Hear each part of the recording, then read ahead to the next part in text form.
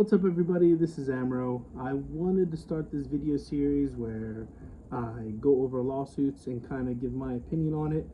Why my opinion matters probably doesn't, but as somebody who's written thousands of lawsuits over the years, I've seen a lot of lawsuits. I've seen good lawsuits, I've seen bad lawsuits. So I'm just going to kind of go over some lawsuits, and one that came on my radar today is this Selena Gomez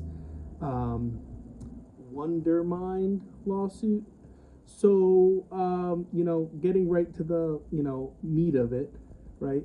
Selena Gomez is being sued, her and, a couple other people, Mandy Teefey, Daniella Pierson, and their company, which is called Wondermind Global Inc.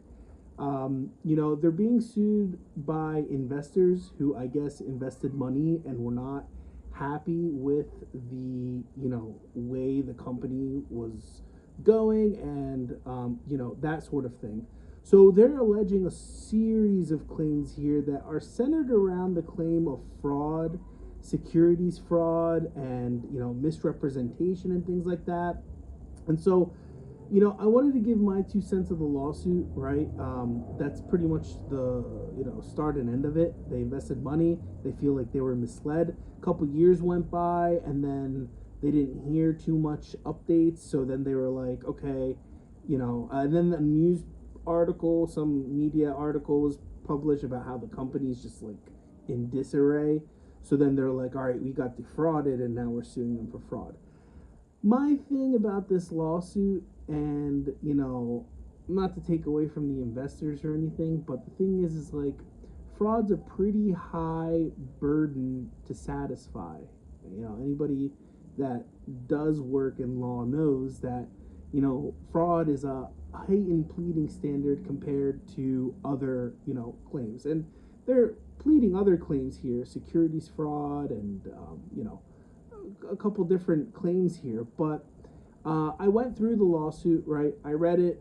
I get the facts and stuff like that. Pretty much, the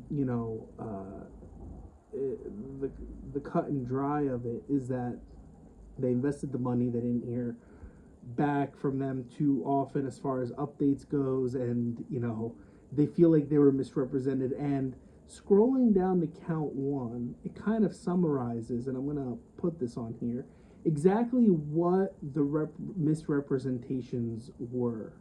And the first one being that Selena Gomez would be intimately involved with, the chief impact officer and head of marketing, right?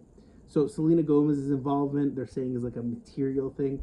Also, the person Pierson, who's like a CEO, they represented her as like somebody who generated 40 million in yearly revenue, and that's also something that they're saying is a misrepresentation, and that she was poised to exercise primary operational management control over Wondermind, right? So Pierson's qualifications essentially. And then also we have Teefey, her fitness to serve as an officer and directive, and especially that she had substance abuse issues, right? And the thing is that I feel like, while that sucks, I get that sucks, but one of the worries that I have is that there's such a thin line between, or a thick line rather, between breach of contract. I invested money, or I, agreed with you to do something, and, you didn't do it. That's a breach of contract. And, investment has risks in it, right? You got to do your due diligence when you go investing a lot of money with people. And you have to trust 1,000% sure the people that you're investing your money with are going to be able to handle that investment properly. That's one of the inherent risks with investment. And just because you got into an investment with somebody, or you entered into an agreement with them and they didn't do what they were supposed to do, doesn't necessarily rise to the level of fraud. And that's kind of what's concerning about this lawsuit. And like clear cut fraud is like, for example, I'm saying, hey, invest in this company with Selena Gomez, and that's not Selena Gomez. That's like, a lookalike that is not Selena. That's the type of clear cut fraud. Signing a check as somebody and it's not that person, right? Clear cut fraud. This, you invested with these people for this company. They, told you that it was going to be glitz and glamour, and you ended up not getting, what you had in mind because they just didn't take off the way that you wanted, and things like that. That's like a part of the inherent risks of investment, kind of. Like, yeah, it sucks, right? And you invested in a company, and it turns out the person had substance abuse issues. Is that fraud? CEO Pierson generated 40 million. I mean, that's going to be a question of fact, as far as what they represented to you at the time of investment, as far as that goes. But even assuming that that's true, depending on how they value it and stuff like that, how material is that as far as you're investing money into this company to do this, this, and this, and that these funds are going to be put towards taking Wondermind off. And, those funds were invested in the employees and people that were starting, working on the company, things like that. I don't necessarily know how strong of a fraud claim that is. And if I had to give my prediction, I just don't see this type of claim going. Now, there's also allegations in here, or claims in here, that money was returned or was supposed to be returned, right? Like, Selena Gomez and her team probably, I don't know how much was invested. I'll have to give it a second look, but they're probably like, all right, you're not happy with the investment, here's this amount back, whatever, So it's probably going to end in settlement before anything.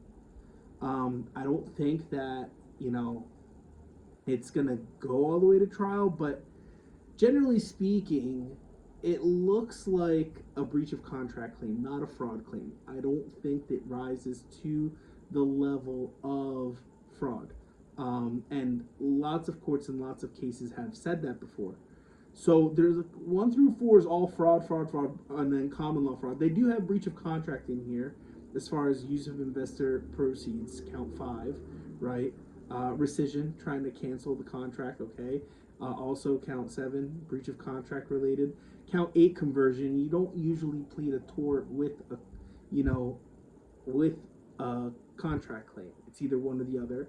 In most every jurisdiction is a little bit different with that, but it's either one or the other. You got fraud, you got conversion, you got breach of contract. Usually courts will tell you to pick one.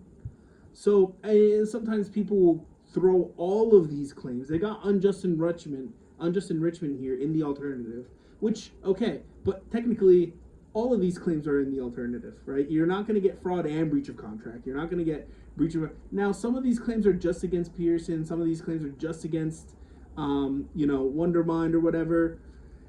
Like I said, breach of contract is probably the most straightforward claim. And then common law fraud, as far as post-investment, not keeping them updated and stuff. And one of the messages they mention is that, they were busy, like in the responses, hey, we were busy with other stuff, blah, blah, blah, blah, blah. Is that fraud? Breach of fiduciary duty, maybe. Breach of contract, maybe. Fraud, I don't think it rises to the level of fraud.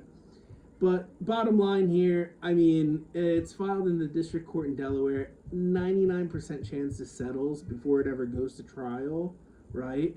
I just, it's a common tactic that law firms or lawyers are going to throw everything that they have at a case, but at the end of the day, what sticks and what doesn't stick. They might file a motion to dismiss and get the fraud claims dismissed and keep the breach of contract claims, but at the end of the day, it'll settle. Whether it's at the beginning of the case or at the end of the case, we'll see. But yeah, that's my prediction on the case. That's my 2 cents on the case. I'm interested to hear what you guys have to say. Maybe I'm wrong. So, you know, you can leave a comment down below what you guys think. And also, if you have a case or a topic that you want me to talk about next, like I said, I'm not a lawyer.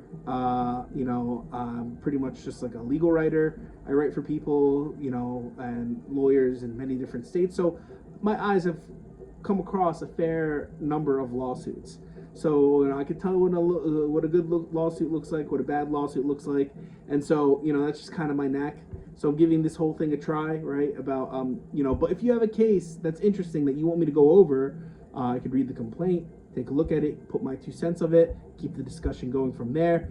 If you're happy with this sort of thing, make sure you subscribe so we can stay up to date on you know, different you know, postings later on and stuff. And we'll just kind of take it from here. Thanks, guys, for tuning in, and I'll catch you guys on the flip side. Peace.